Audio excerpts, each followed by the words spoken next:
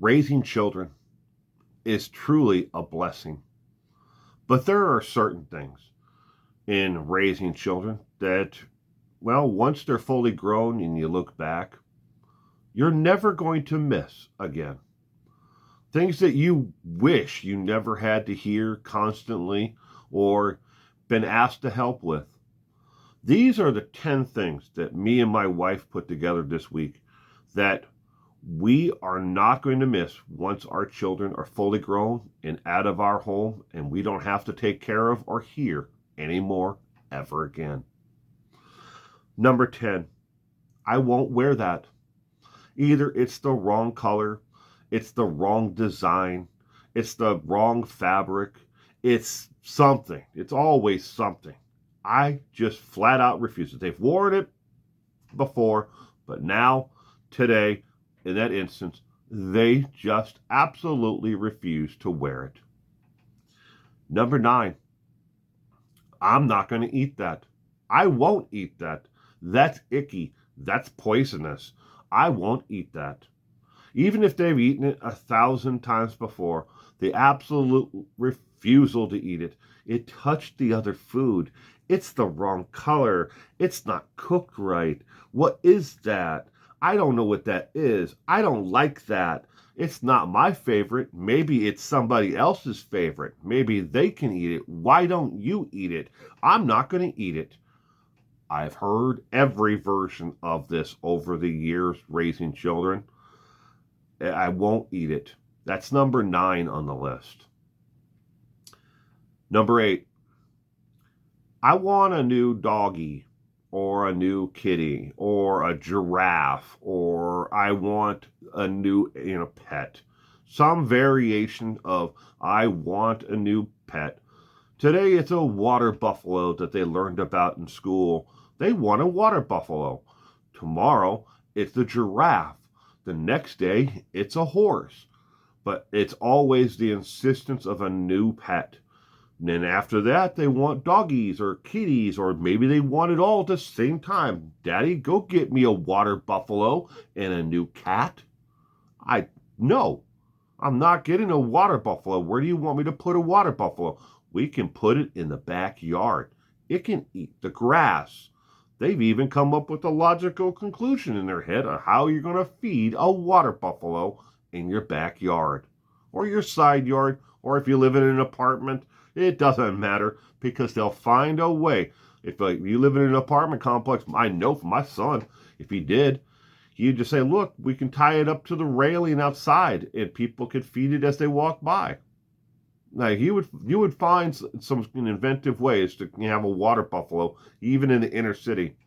But something, again, that we are not going to miss, once our children have grown and that we don't have to hear every single day. Number 7, one of my favorites. I lost it. It doesn't matter what it is. It can be eyeglasses, shoes, socks, pants, shirt, homework, backpack, coat. I lost it. I don't know where it is. It's not here. Well, you had it this morning, 10 minutes ago, as you were getting ready to go to the school. I mean, it's 7 degrees outside and 20 feet of snow. What do you mean you don't know where any of your boots or shoes are? I lost them. They're gone. Now, in a frantic, hurry, we're rushing around the house trying to find the shoes, the boots, the coat, whatever it is before the school bus comes. Trying to get them ready to get out the door. Or maybe it's not even that. Maybe it's just going to the store or to a friend's house or whatever. But they lost it. They don't have it. You figure it out is the way that they look at it.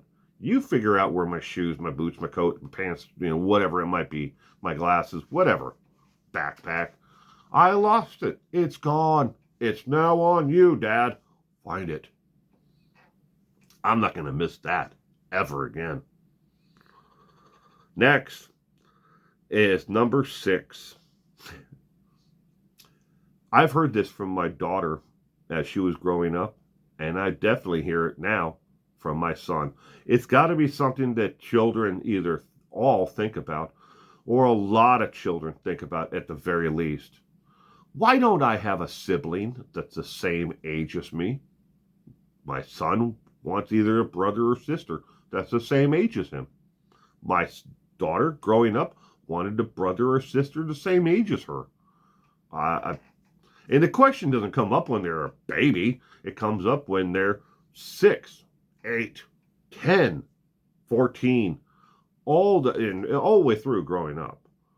Well, I can't just snap my fingers and give you a 14-year-old or a 9-year-old, brother or sister.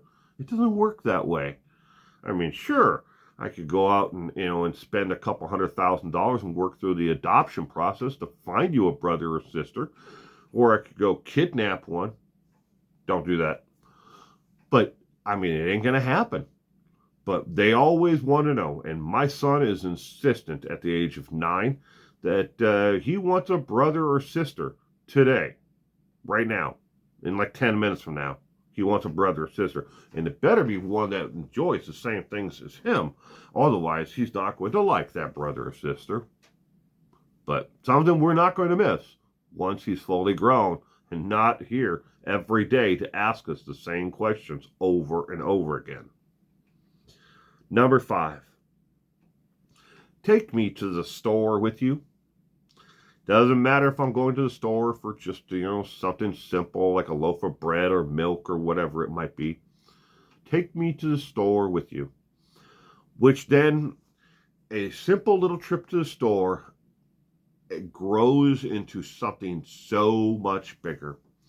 Either you take them to the store with you and then they refuse to get out of the car. That was my daughter a lot of times, refusing to get out of the car once you took them to the store.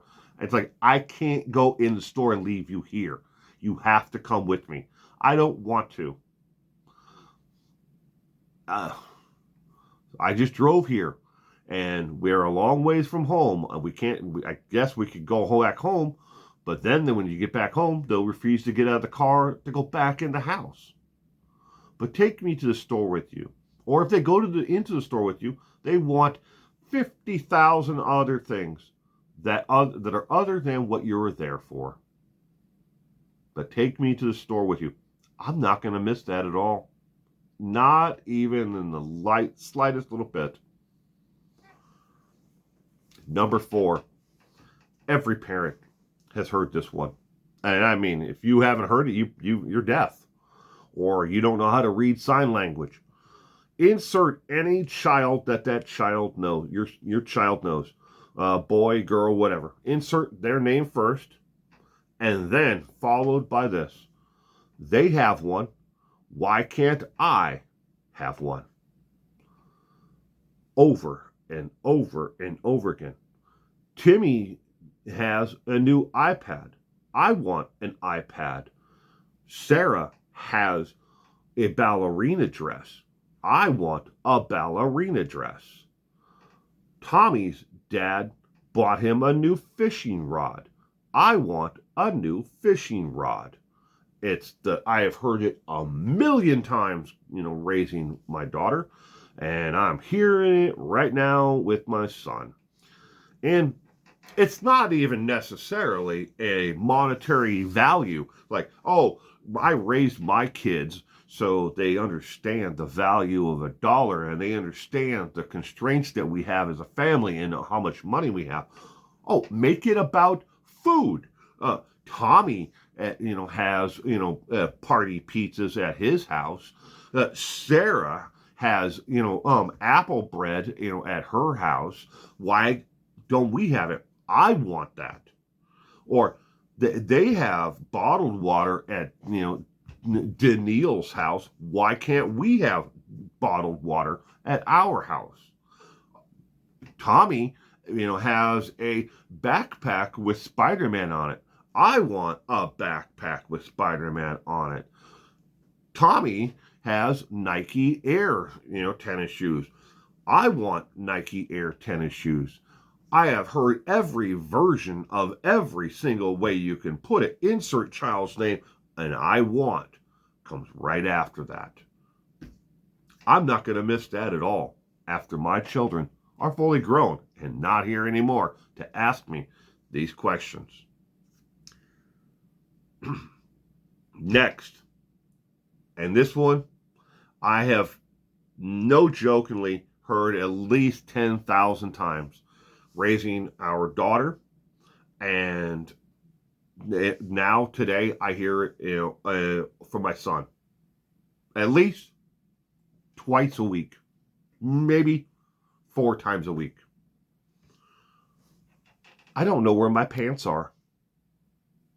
I'm not joking. I don't know where my pants are. This used to be a classic one.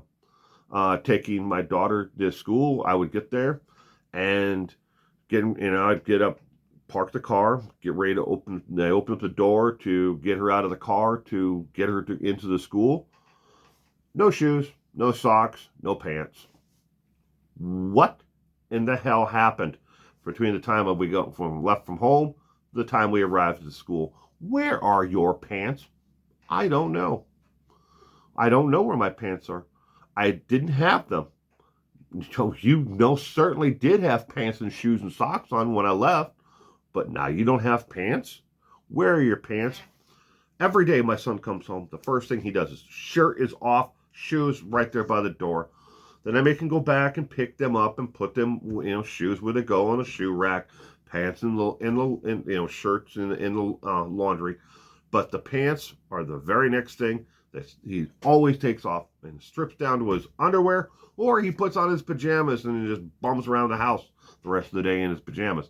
But the pants don't always make it in the laundry basket.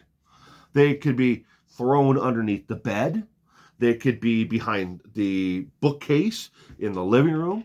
They could be underneath the couch. They could be in the freezer, in the refrigerator, in the kitchen. I just never know where he's going to put his pants. And then when you ask him, why are your pants in the freezer? I don't know. What do you mean you don't know? You had to put them there. I didn't put your pants in the freezer. I don't know. I lost them. I don't know where they are. See how this continues to go? I lost them. I don't know where they are. How did they get there? I don't know. Number 2. I don't have homework. I don't have homework. I know I had it. I had homework about 2 minutes ago while I was sitting here in front of you at the table and you were helping me with it, but I don't have homework. This is practice homework. What? Yeah, practice homework. I have heard that so many times, or this is pretend homework, or this is just for fun sheets. These are not homework. I know it says homework in the teacher's, handwriting at the top and highlighted, but it's not homework. It's practice homework, or it's pretend homework. No, it's not. You need to do it. I don't know where it is. I mean, it could vanish off the table. Don't know where it is. But I found a couple of the hiding spots. My son hides it, though, in the drawer of his desk. But, I mean, I never could figure out where the hell my daughter was hiding hers, when she was growing up. But, hey, homework. It's not homework. I don't know where my homework is. Heard every variation of why they don't have homework or why it's not homework over the years. But I'm not going to miss that at all. And the number one thing that me and my wife are not going to miss hearing after our children are grown is the child from the opposite side of the house screaming at the top of their lungs, "Come help me wipe my butt." We're not going to miss that at all. It doesn't matter if it's just us at home, or, hey, it happens when we have, friends or other relatives over, them screaming from the other side of the house, "Come help me wipe my butt." Or, "Daddy, come wipe my butt. Mommy, come wipe my butt." We're not going to miss that at all once our children are grown. Because after that, it's on them. I'm not coming to them to wipe their butts. I mean, but these are 10 things that I'm sure that you as parents out there have heard and you've experienced. If you've heard another one that was brought up all the time in your household while raising your children, put it in the comments below. But those are 10 that, again, me and my wife are not going to miss once our children are fully grown and out of our home and we don't have to care for them every single day. In the meantime, you have a safe week out there and you have a terrific day today. Bye.